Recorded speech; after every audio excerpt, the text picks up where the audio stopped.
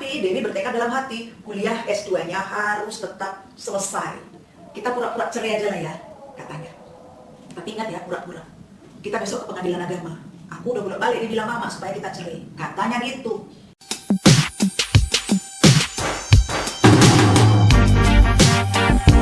Assalamualaikum, halo Mak, apa kabar? Kamu mau cerita ya Mak? Halo Mak, kali ini tentang Dewi, ibu rumah tangga dengan satu anak 30 tahun. Suatu hari saya dihubungi seorang perempuan, Dewi 30 tahun yang sedang menyelesaikan tesisnya di sebuah perguruan tinggi ternama di Kota Medan.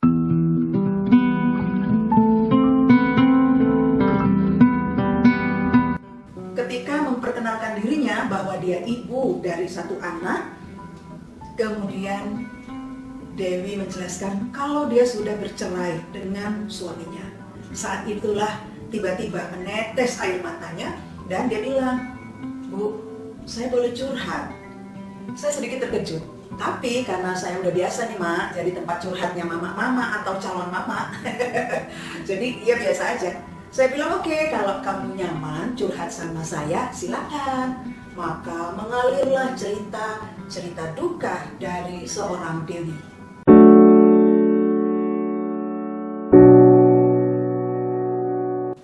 Ketika masih gadis, Dewi tinggal bersama neneknya. Diasuh oleh neneknya karena kedua orang tuanya bercerai.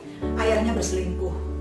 Kemudian Dewi ikut sama neneknya tapi dibiayai oleh bapaknya. Sampai selesai S1-nya dibiayai kuliahnya oleh bapaknya. Sementara ibunya jarang menemui Dewi. Kalaupun ketemu dengan Dewi, maka ibunya kelihatan gak bersahabat karena suami ibunya keberatan kalau ibunya membawa Dewi bersamanya. Jadi Dewi dititipkan ke rumah neneknya. Dewi kecil sering kali menyaksikan pertengkaran demi pertengkaran antara ayah dan ibunya. Dia sebagai anak satu-satunya betul-betul menjadi korban ketidakharmonisan kedua orang tuanya sampai orang tuanya bercerai dan dia tinggal bersama neneknya. Penderitaan demi penderitaan Dewi membuat dia berpikir dia ingin lepas dari neneknya, lepas dari ketergantungan dengan ayahnya. Dewi ingin segera menikah, itu yang ada di kepalanya. Segera menamatkan kuliah, kemudian menikah itu adalah targetnya. Suatu hari Dewi berkenalan dengan seorang laki-laki melalui medsos, media sosial. Nah, ketika berkenalan dengan laki-laki itu, Dewi merasa tiba-tiba satu orang ini seperti jodohnya. Gak tahu apa yang mendorong Dewi. Kemudian ketika si cowok ini mengatakan cinta padanya dan mengajak dia menikah, Dewi ikut aja, mau dinikahi oleh cowok itu. Padahal laki-laki itu baru dia kenal 4 bulan yang lalu. Jadi kan Mak, saking menderitanya lah si Dewi ini ya, melihat, menyaksikan pertengkaran demi pertengkaran ayahnya. Nanti kalau ayahnya datang nengok dia, bawa istri barunya, mama tirinya, ya kan? Kalau ibunya yang datang nengok dia, bawa suami barunya, bapak tirinya. Peninglah kepala si Dewi ini kan. Jadi kebahagiaan sebagai anak itu nggak dia dapatkan. Sementara neneknya, namanya nenek-nenek, cerewetnya minta ampun. Pernikahan mereka sebetulnya nggak disetujui oleh orang tuanya, terutama ayahnya. Ayahnya yang membiayai kuliahnya selama ini. Ayahnya itu memberi memberi doktrin gitulah bahwa Dewi itu harus sekolah setinggi-tingginya. Supaya apa? Supaya masa depannya lebih baik. Jadi ayahnya keberatan ketika Dewi memutuskan untuk menikah. Tapi Dewi bertekad dalam hati, kuliah S2-nya harus tetap selesai.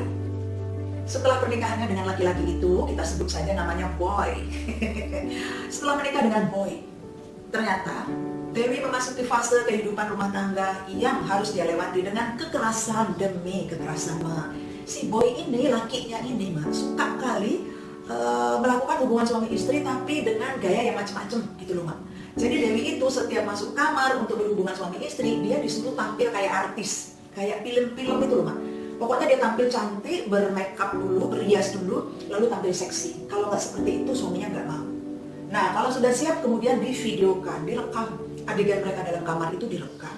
Tapi yang jadi masalah adalah suaminya harus menyakiti Dewi dulu. Dewi itu harus dipukul dulu, pokoknya disakiti. Si Boy, suaminya itu, dia akan sangat senang, dia akan sangat menikmati hubungan seksual itu kalau Dewi melakukannya sambil nangis-nangis kesakitan.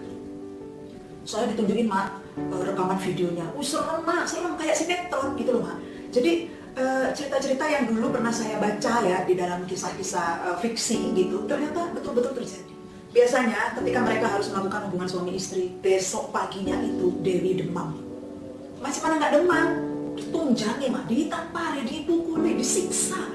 Memang penampilannya cantik karena pakai baju seksi, bermake up, berias gitu kan. Tapi kalau dihajar, kan badan kita sakit semua, dihajar. Baru kemudian ditiduri.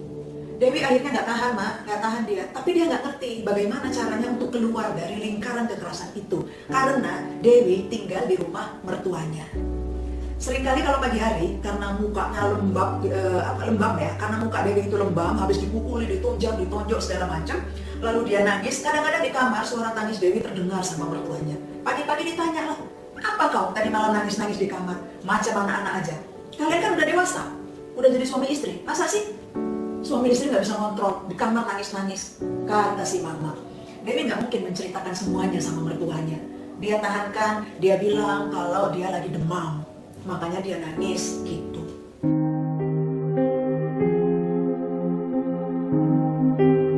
Tapi nggak mungkin kan mak, tiap saat dia tutupi nggak mungkin, ya kan? Dan dia juga udah makin nggak tahan sama kelakuan suaminya. Setelah lahir anak pertama, Dewi akhirnya mulai berpikir gimana caranya untuk bisa lepas dari kejahatan suaminya ini. Dia berpikir barangkali kalau dibawa ke psikolog gitu, suaminya bisa berubah gitu kan. Jadi Dewi berpikir untuk minta bantuan psikolog. Pelan-pelan lah dibilangnya sama suaminya. Suaminya marah mak. Dia bilang kau yang gila, kau yang harus ke psikolog. Karena kau gak pernah paten melayani suamimu. Aku ini suamimu, wajib kau melayani suamimu apapun permintaanku, katanya. Lama-lama heran mamanya. Ini suami istri kalau masuk kamar campur nih, malam Jumat biasanya tuh kan. Nangis aja si istri, apa yang menantu ini, pikirnya. Lama-lama palak si mertua, mamanya ini, mama mertuanya. Dibilangnya lah sama si boy, gini aja, mama tengok gak beres tuh istrimu. Asal malam Jumat kalian campur kalian kan, malam Jumat kan, menangis-nangis mama dengar, merintih-rintih, menjerit-jerit. Gak betul itu bikin malu istrimu, kau ceraikan aja. Kata mamanya, si boy sebagai anak yang baik, nurut sama mamanya. Dipanggilnya lah si Dewi suatu hari. Kita pura-pura cerai aja lah ya, katanya. Tapi ingat ya, pura-pura. Kita besok ke pengadilan agama. Aku udah bolak-balik dia bilang mama supaya kita cerai. Katanya gitu. Kagetlah si Dewi. Tiba-tiba dia hatinya itu ya, batin gitu loh mak. Karena ada orang yang suka batin gitu.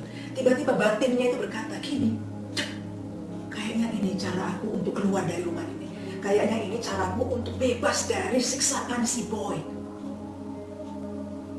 Suatu hari pergilah mereka ke pengadilan agama. Nah, ini si Dewi sama boy. Pergilah ke pengadilan agama untuk mendaftarkan gugatan perceraian.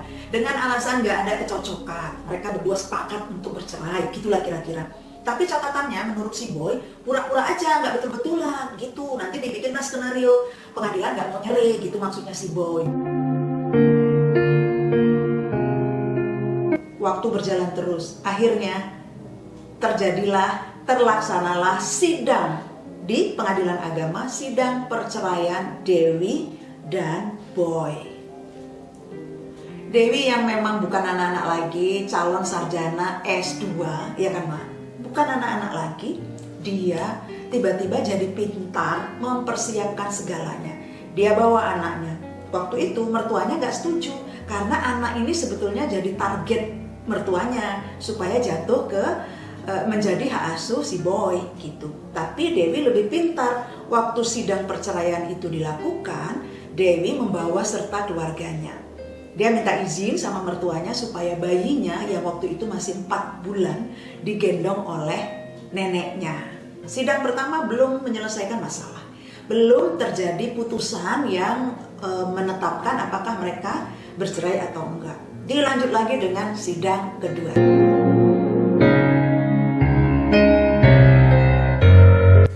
Nah, ini Mak, pada sidang yang kedua, Dewi sekali lagi menyatakan alasan menggugat cerai karena dia nggak sanggup menjadi istri yang harus melayani keinginan suaminya berhubungan seksual dengan cara-cara kekerasan. Dia nggak sanggup, dia bilang seperti itu. Pada saat itu dia tunjukkan bukti-bukti di persidangan. Ternyata rekaman video-video itu dia simpan, Mak. Kan si boy itu kalau mau berhubungan seksual minta direkam. Harus direkam. Itulah dijadikan alat bukti di persidangan. Sehingga akhirnya Gugatan cerai yang diajukan oleh Dewi dikabulkan oleh pengadilan pada sidang kedua. Dan hak asuh anak jatuh kepada Dewi. Alhamdulillah.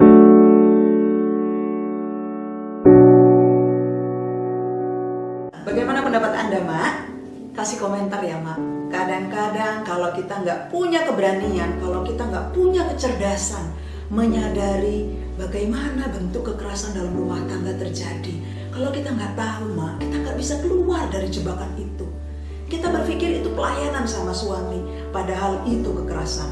Jadi, Mak, kalau mengalami kekerasan dalam rumah tangga, mengalami kekerasan seksual, jangan takut untuk melawan. Ya kan, Mak? Kasih komentar ya, Mak. Terima kasih. Terima kasih udah nonton. Jangan lupa tekan subscribe dan tombol loncengnya biar dapat update dari kami.